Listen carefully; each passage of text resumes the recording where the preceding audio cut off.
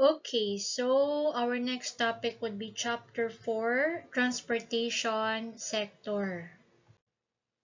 Transportation and Travel Evolution. So a review of the history of transportation and travel shows that their evolution took 7 eras. These are the following. Okay, so actually in this chapter, we're going to learn about the transportation and travel evolution and that they have undergone many changes. Um, so there are actually 7 eras like the pre-industrial travel system era, early industrial travel system era, mature railway system era, the express travel system era, the automobile-based travel system era, the modern tourism travel system, and the post-mobility adjustment era. Okay, so let's start with the pre-industrial travel system era. In this era was a time before the widespread industrialization that we see today. This era was characterized by limited and less efficient modes of transportation. It was the era of the stagecoach and the wayside inn. Only few people had the money and the reason to travel. The most common pre-industrial transportation modes had actually the following characteristics, which is first is walking. Okay, so during this time, walking yung ginagawa ng mga tao. Under normal conditions, someone can carry around 18 kilos. They can walk even 30 kilometers over a period of about 8 hours. So the distance can easily be halved if the terrain is less uniform and if travel takes place under unsuitable weather conditions. Dito rin, animals have been used to assist travel and for carrying goods. A horse can carry 125 kilos, including the rider. But of course, the horse supported trade either involved someone walking by the side of the horse or the use of a second horse to carry cargoes while riding. Camels were even more effective to carry additional loads during this time. Sailing also during the pre-industrial travel system era. Although sailing was used for millennia to transport people and cargos, so kahit ginagamit na siya natin ngayon, so before then, gumagamit na rin ng sail ships.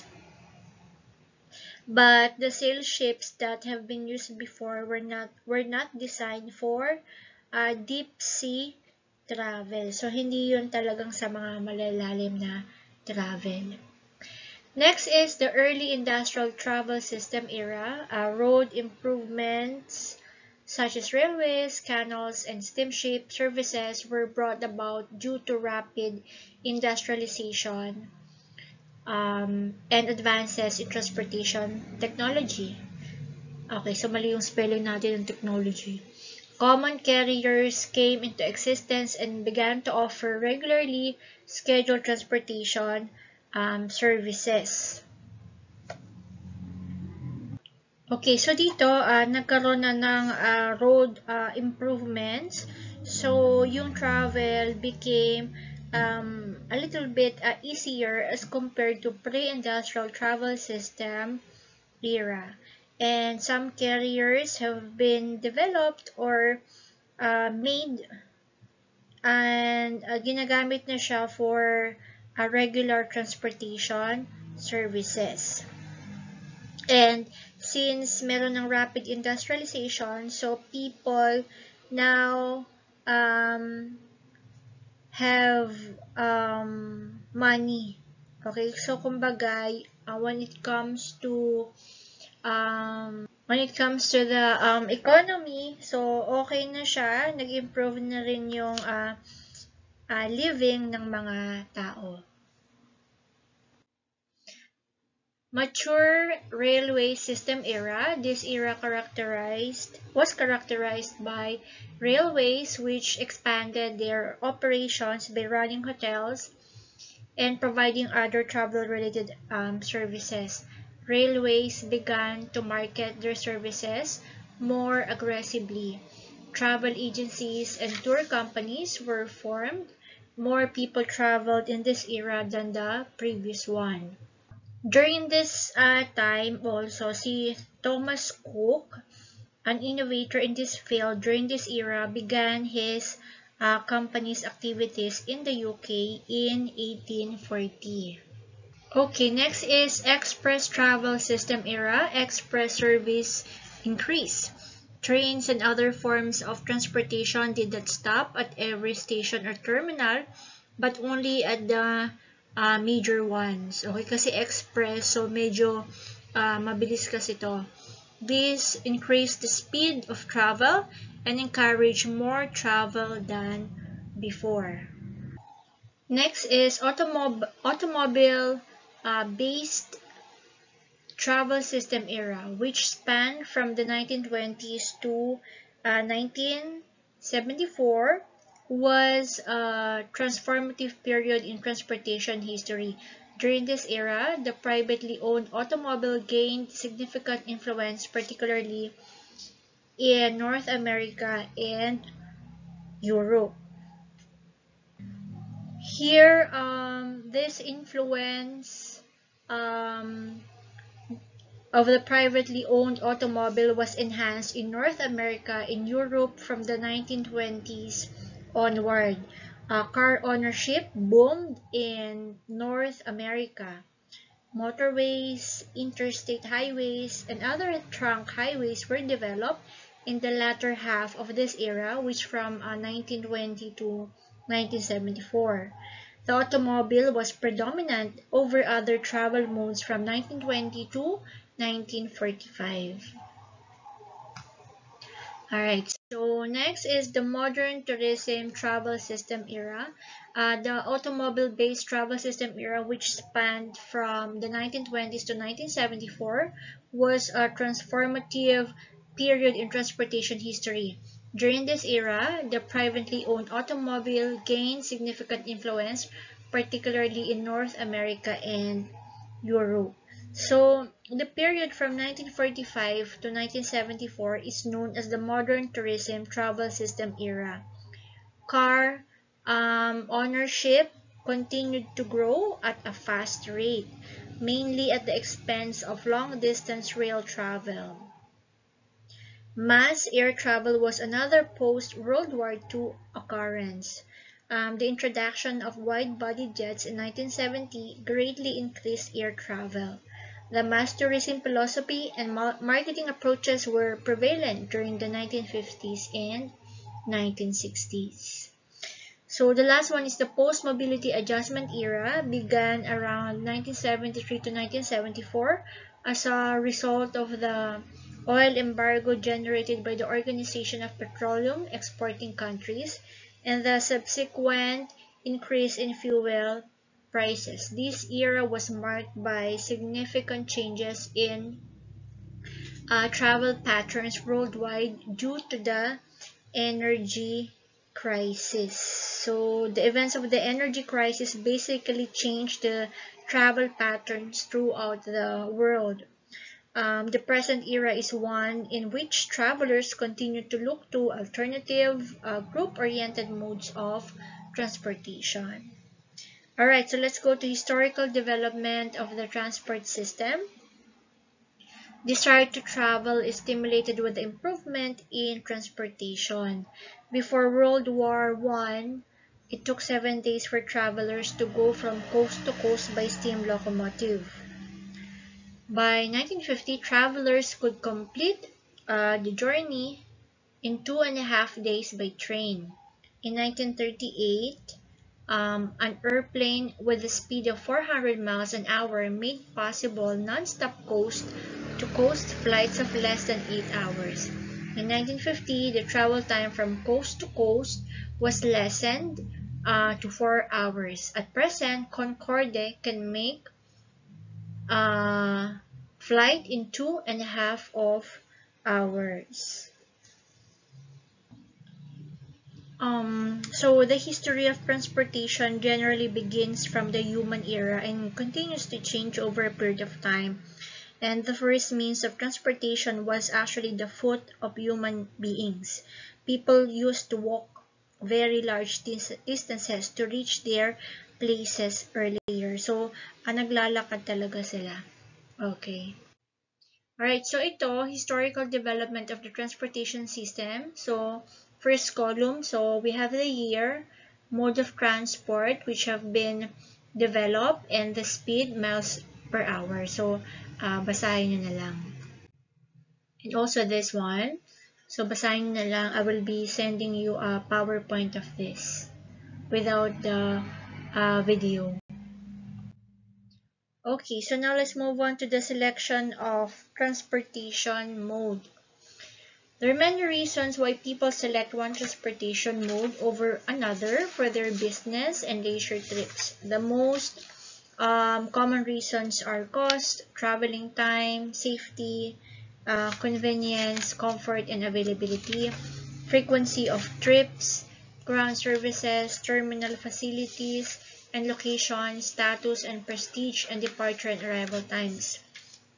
People belonging to different travel segments have different value perceptions. For example, the time spent in traveling as well as the departure and arrival times are very important to the business traveler, while the cost of the trip is the traveler's primary considerations.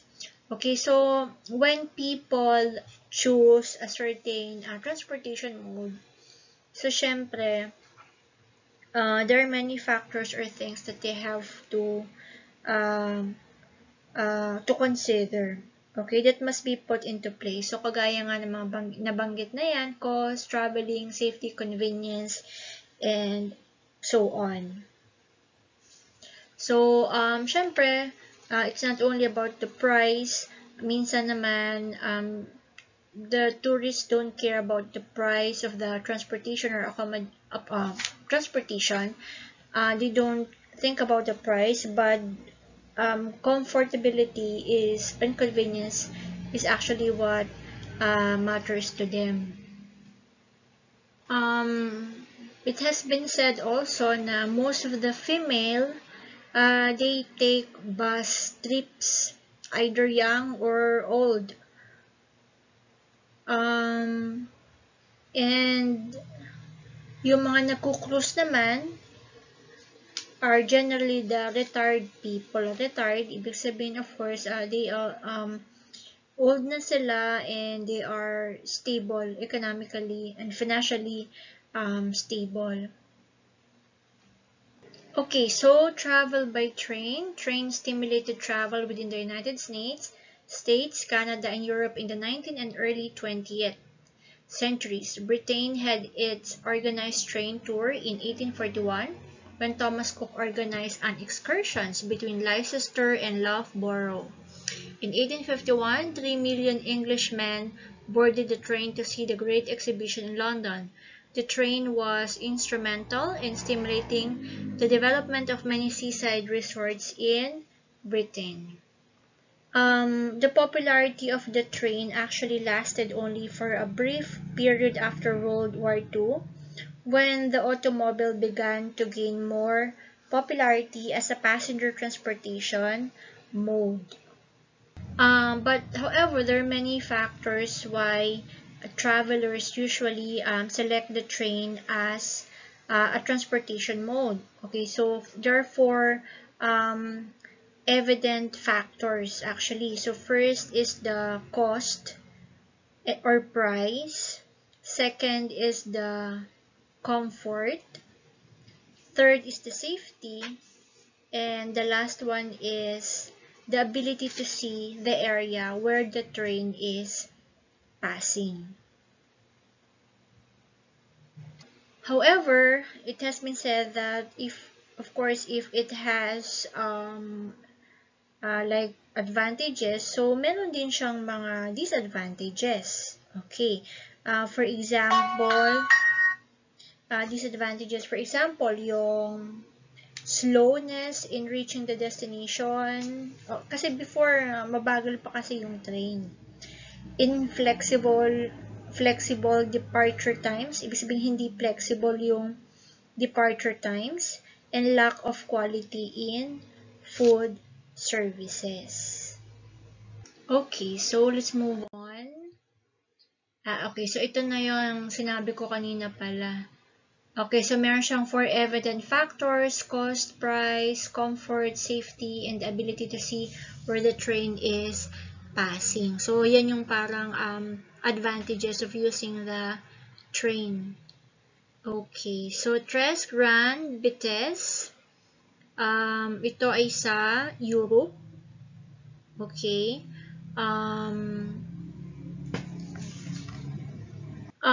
Now, actually, yung train is one of the most means of transportation sa Europe.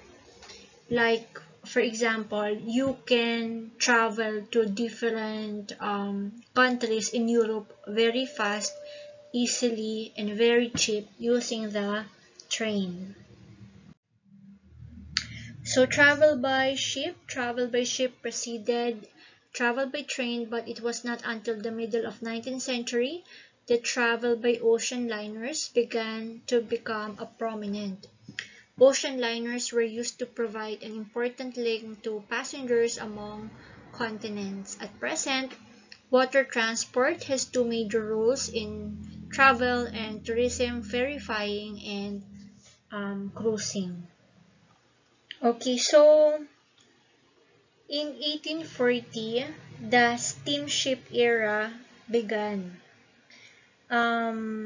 However, when the jet aircraft has been introduced, it led to the decline in the ships as scheduled passenger transportation mode. And in late 1990, the era of travel by ships expired. And then, the cruise ship now took the place of regularly scheduled passenger ships. So, cruise ship short duration cruises are more popular because they require less vacation time and are less experience. No, not experience. It should be less expensive. Short duration cruises are more popular because they require less vacation time and are less expensive. So, hindi siya experience, expensive siya. Other reasons are travelers can satisfy their desires to experience new environment and see new cultures and still bring with them the comfort, safety, and convenience of home. In addition, there's no changing of hotels, airports, and food and beds, which may cause sleeplessness and other problem. Example of short cruises are the 3-night cruises from Los Angeles to Mexico and cruises on the St. Lawrence River on vessels such as the Canadian Empress. Okay, so cruise ship, tingnan natin itong isang next page. Okay. Okay, anyway, I cannot go back there, pero let me just tell you some few information about the cruise ship. Okay, hindi ko na siya maibalik dun eh. Okay, so a cruise ship is both a floating hotel. So, ang cruise ship, so tinatawag natin siyang floating hotel and resort. Okay? Paano siyang hotel? Like a hotel talaga, floating hotel and resort, because the guests are housed, fed, and entertained. So, the guests can sleep there, the guests can eat because there are restaurants inside the cruise ship, and they can get entertained kasi may mga bars, may mga music hall inside the cruise ship. And there's also a swimming pool area sa cruise ship. So, cruise ship provide entertainment, may mga language lesson din, yung iba, dance classes, the people can play mga table tennis, aerobics, jogging, Most of the cruise ship also have gyms, spa, and they also have an Atlantic counselor. Um, Pwede silang manood ng mga live entertainment, may mga well-known performers, discos, they can play bingo, they can play gambling, they can have some courses in self-improvement. Of course, cruises are being promoted and sold on the basis of health, recreation, and pleasure. Ano pa ba with cruise? Okay, the Caribbean. The Caribbean is the world's largest cruise destination.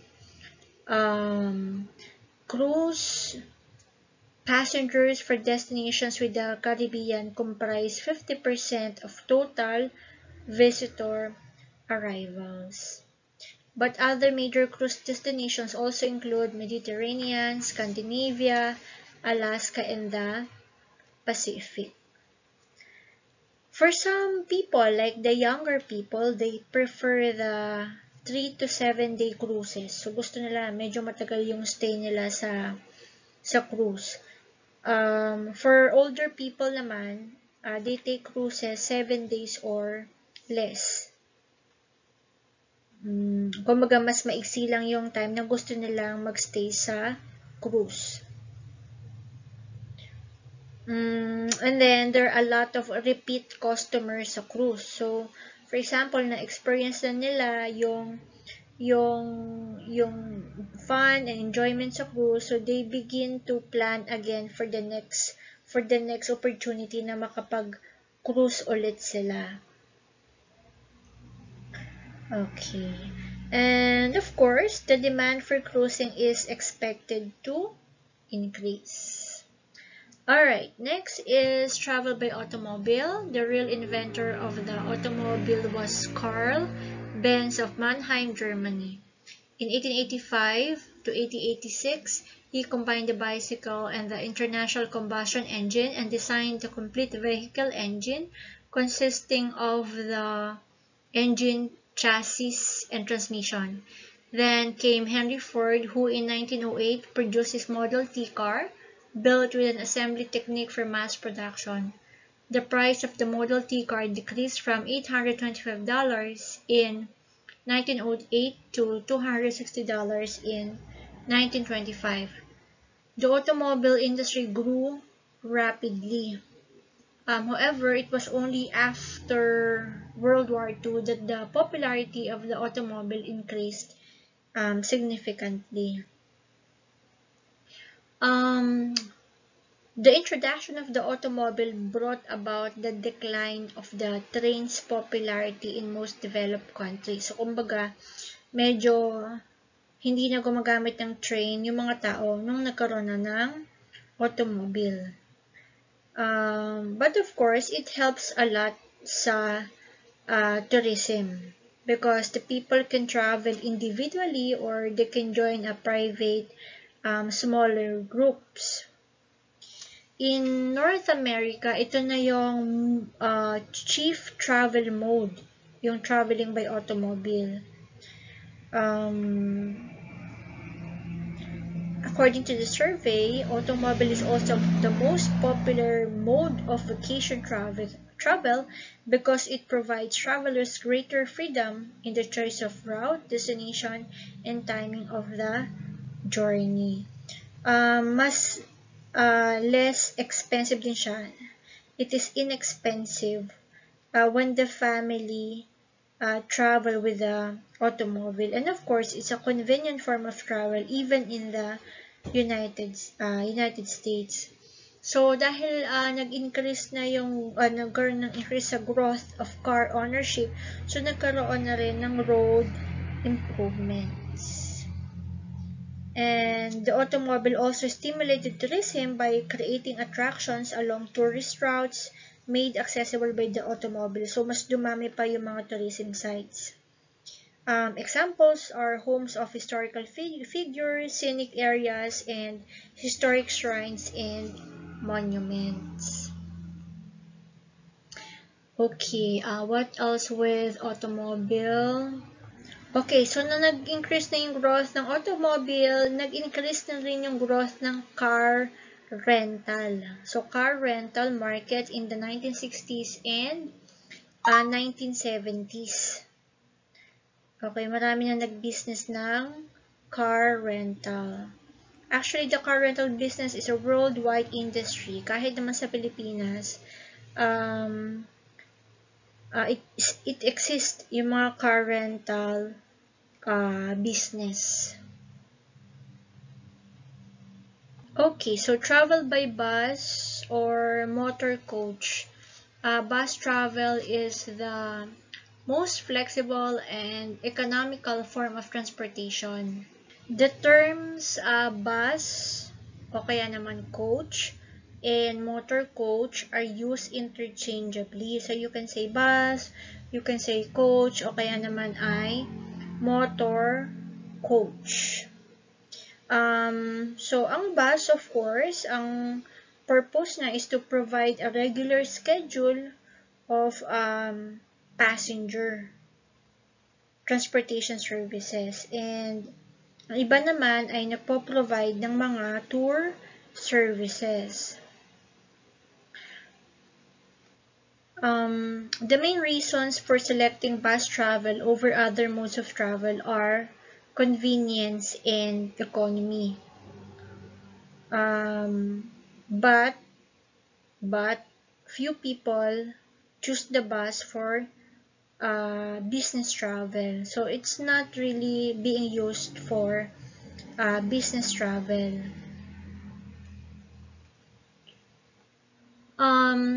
Cheaper ang cost when you ride sa bus, kaya most of the people na sumasakay ng bus, yung mga older people, tsaka yung mga have less income. Kumbaga, it's a practical mode of transportation. Pero dito naman sa atin sa Pilipinas, so any types of people actually ride the bus. Most people do not choose bus travel for long trips. So usually ang sinasakay nila pag talaga mga long trips train o kaya naman ay airplane na sila. Actually, even sa Philippines, there has been a lot of trends or modern changes na sa mga bus natin. For example, there's a bus going to Baguio na inside the bus ay meron ng mga higaan. Okay, so pwede nang humiga. So instead na individual seat ang nasa loob ng bus, so bed na. Okay, so meron na tayo niyan going to Baguio. Okay, so now meron na mga malalaking bus, mga wider, have more legroom, yung mas malaki yung space inside, more baggage space. Ang iba pa nga may CR pa, especially for long travels. May better lighting.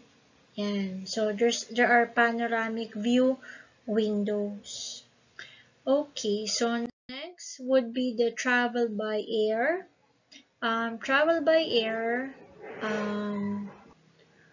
Okay, so ang travel by air kasi, ang tourists, they can save time and it also brings cost effectiveness. So its time-saving aspects and cost effectiveness actually made the airline industry to grow even during the post-World War II years. In 1950 and early 1960, so na-introduce naman yung mga commercial jet aircrafts, which is actually faster and offered smoother flights and greater seating capacity for passengers. Um, as the airline industry grow, so habang lumalaki yung airline industry, so nakadepende na sa airline industry ang ating travel industry.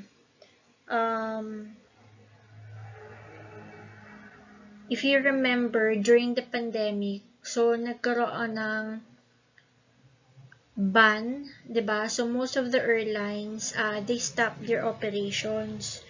So with that, hindi na maka-travel. Konti lang yung nakaka-travel ng mga foreigners to other countries. Okay, what else? So now, there are also a lot of modern trends inside the plane. You can even do shopping inside the plane. So, pwede ka na rin shopping. And then, you can also, and also for the food service, syempre, mas maganda na yung food service nila.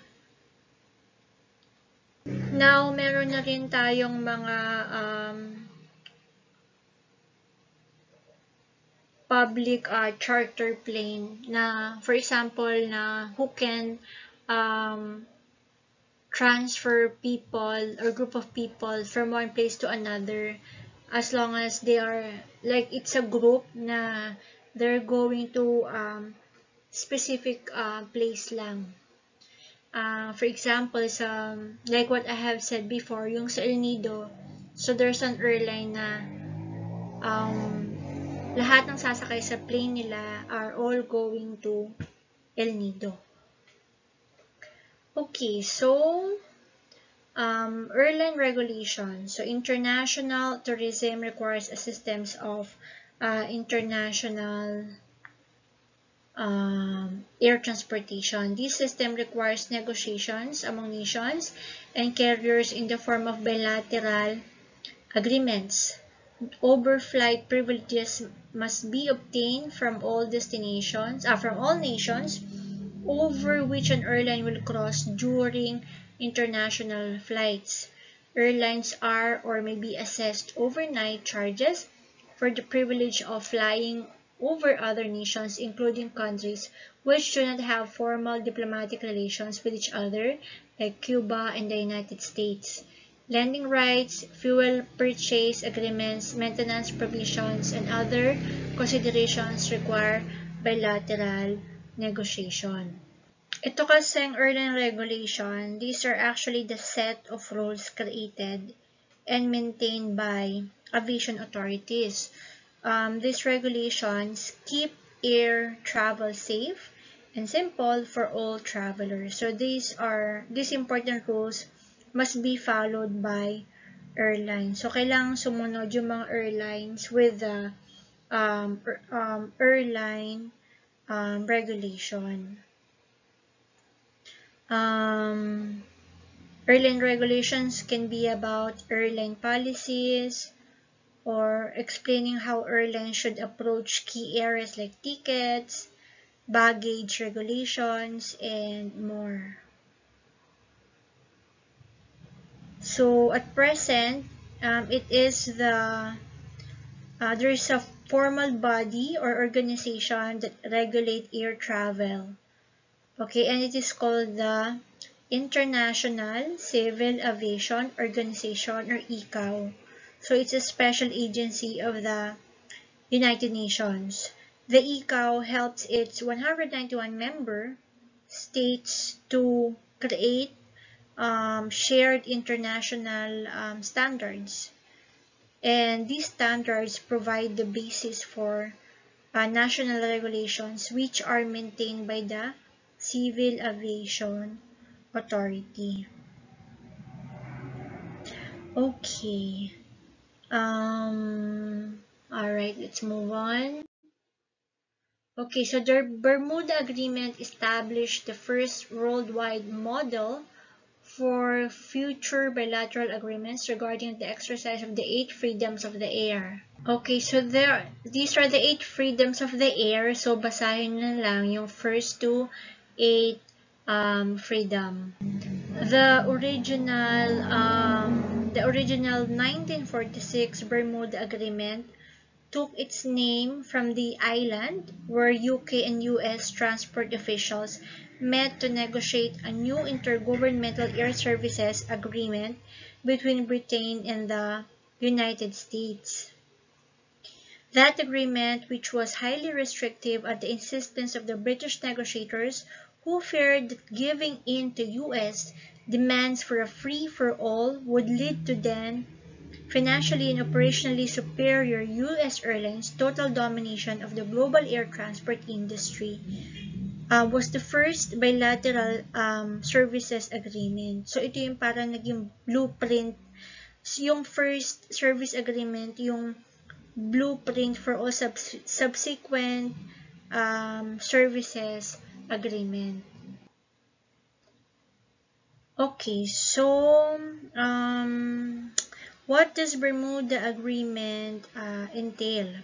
So, ang pinaka-purpose ng Bermuda Agreement is it actually establishes the framework for international air travel regulation. So, ang gusto rin nito is magkaroon ng fair competition between airlines. So, this means that airlines were free to compete with each other on price and service, but they were also required to operate in a way that did not harm the interests of other airlines or consumers.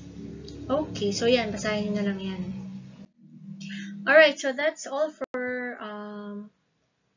chapter 4. So, hindi ko na binasa yung iba. Diretso explanation na ako kasi hindi kasi pwedeng masyadong mahaba kasi ang tagal niya i-save. Okay, that's all daw. Thank you.